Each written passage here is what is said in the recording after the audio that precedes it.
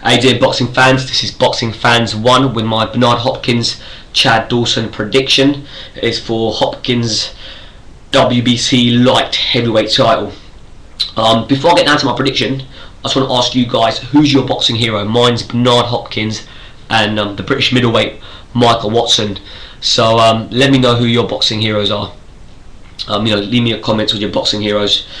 Okay, let's get down to the prediction. Bernard Hopkins, 46 years old. You know, the guy at 46 won the light heavyweight title in his last fight. Incredible achievement. And at 46, he looks in great condition at 46. He really does. And he's like a fine wine, just keeps on getting better and better. Can Chad Dawson derail this Bernard Hopkins freight train? Time will tell. Time will tell. The man's got a great defence. Hopkins has got a brilliant defence. A very good inside boxer. Can also fight on the outside, but also a very good inside boxer. Has a very good short, straight right. Very good left hook, straight left hook, right hook. When he gets on the inside, you know, you see him throw that right hook, left hook, straight right, short straight right. That is. Also a very good body shot. You know, also a very good body shot. I think that'll be key in this fight, because I think Chad Dawson will do a lot of movement. Will be moving around that ring quite a lot, trying to turn Hopkins, and body shots slow down your opponents, take away their legs. So we saw him land a few against Jean Pascal that were pretty good. And so yeah, body shots very key. He rolls with the punches. He rolls with, when his opponent throws a punch, he'll roll with it and counter him. He'll roll with a punch and then counter. Of course, when you roll with a punch, you feel the less impact of the punch rather than just taking it flush on the chin. And when he does roll with those punches, he'll come back with a counter. He's a very good counter puncher also. Chad Dawson is a southpaw. The last southpaw Hopkins fought was in 2008 against Joe Calzaghe. Calzaghe didn't really give him too many problems. It was quite a tight fight. I wouldn't say Calzaghe dominated, so I wouldn't say Bernard Hopkins has problem with southpaws, but let's not forget the last southpaw he fought did beat him. I'm pretty sure Bernard Hopkins even dropped Calzaghe in the first round. Also, another big plus for Bernard Hopkins is he slows down the fight. He slows down the fight. He'll make his opponent fight at his pace. He'll slow it down. He'll get in close, get his shots off and clinch and hold and slow it down. He's very good at that. His opponent will come into the ring with his game plan, with his tactics, and Bernard Hopkins will rip those tactics apart. We saw Jean Pascal, especially in that first fight, go in there and fight at a high rate, a high work rate early on in the fight, and that gave Bernard Hopkins problems.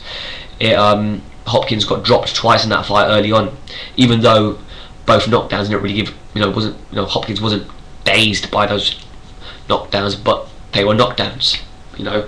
And Jean Pascal's speed and work rate early on did give Bernard Hopkins problems. So let's not forget about that. Chad Dawson is pretty fast. He's pretty quick. He's got very quick hands, and I can see that giving Hopkins problems. Let's move on to Chad Dawson. I've been saying for a long time, Chad Dawson naturally is very gifted. The guy is naturally a very gifted boxer. He's got a very good jab, long reaches. There's a good jab. He's got to use that speed. He's got very fast hands. He's got to get that jab off, keep on getting that jab off, and do not let Bernard Hopkins get on the inside. We saw Bernard Hopkins get on the inside of his Pavlik, and he took away Pavlik's jab. Pavlik's also, he was undefeated at the time. Pavlik's got a good jab, and Bernard Hopkins got on the inside and took away that jab from him, took away that reach. I think Chad Dawson also will be the taller fighter in there. Movement, he needs to use movement around that ring. Don't just stand in front of Bernard Hopkins. Do not let Hopkins, don't give him time. How I said, Bernard Hopkins isn't that fast. He isn't a fast boxer. If you give him time, you can give him time to get on the inside. Don't give him time. Try to turn him on movement and try to turn him. Get your shots off. Use that jab. Get your shots off and then turn him. Chad Dawson has to go at a high rate for 12 rounds, in my opinion. He has to go at a high rate. How I said, speed and working at a high rate gives Bernard Hopkins problems.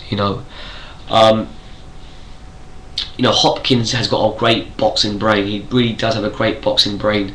The guy's, he's got all the tricks in the book. He really does, and I can see him frustrating Chad Dawson when he gets on his side. I can really see him frustrating Chad Dawson.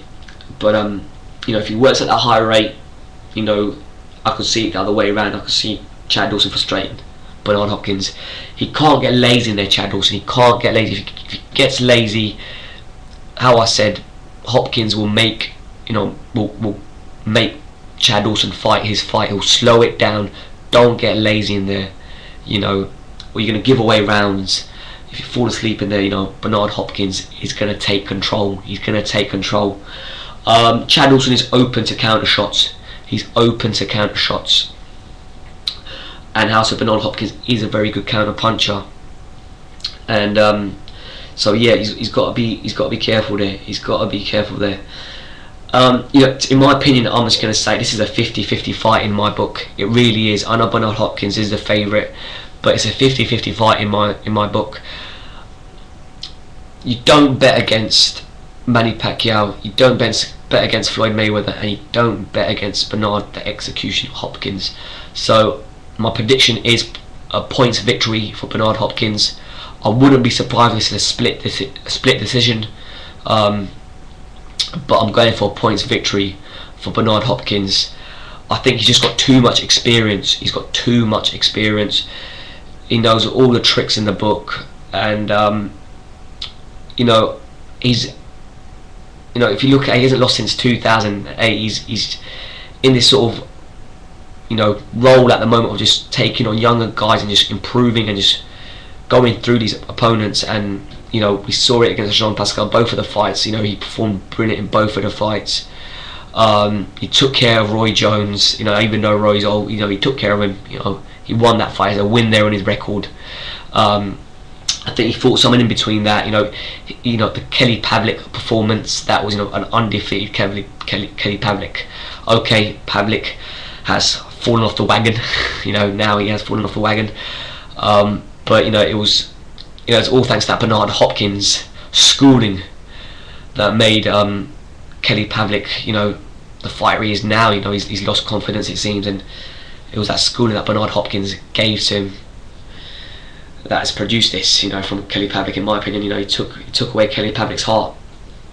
And Chad Dawson's last two performances haven't been that great. The Jean Pascal fight, it wasn't bad. It wasn't a bad fight. I think the doctor stopped it because of the cut, I think in the 11th round.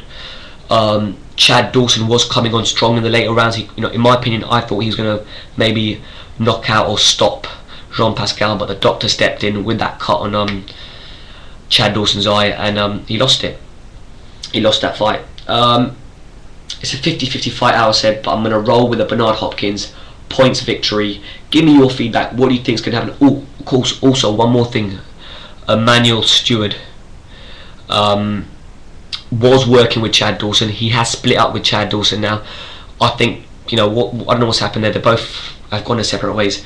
I really think Chad Dawson has shot himself in the leg doing that, because when you're fighting someone with the experience of Bernard Hopkins and the experience of Bernard Hopkins' team, having someone like Emmanuel Stewart in your corner is a big plus. I know he's got Winky Wright in his corner, and he's got he's brought back one of his old trainers, but not having Stewart there in your corner, it's a big it's a big downfall in my opinion. I think he shot himself in the leg. We know what Emmanuel Stewart has done with taller fighters with long reach in the past, so I really think he has shot himself in the leg. But give me your feedback, guys. What do you think, and also answer my question: who is your boxing hero? How I said mine is Bernard Hopkins and Michael Watson. Who's your boxing hero? I'd like to hear from you guys. Subscribe. Give me your thoughts on this upcoming fight. What do you think is going to happen?